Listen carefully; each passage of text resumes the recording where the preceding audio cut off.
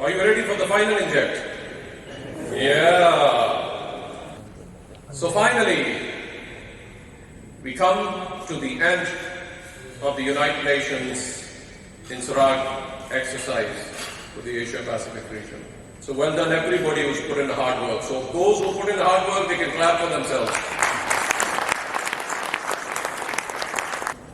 It's hard to believe where we took a start from virtually nothing in 2004.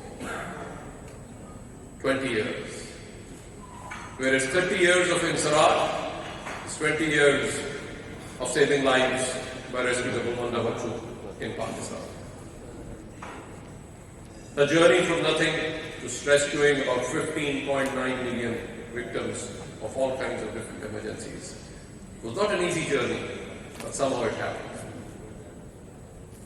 That was the real challenge for us. So it's hard to believe in 20 years from 2004 to 2005, October 2005 earthquake.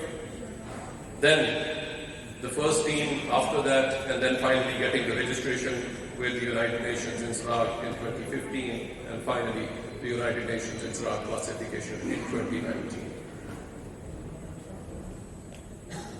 All this seemed impossible.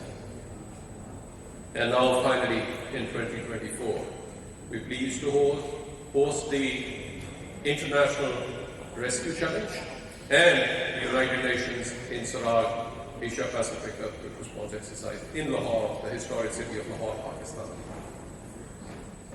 Good afternoon. It's a true honor to address our esteemed humanitarian partners, United Nations agencies, and international search and rescue teams at the closing ceremony of the United Nations INSARAG. I'm really thankful to you all. Actually, I have no words to thank you. How I can thank you?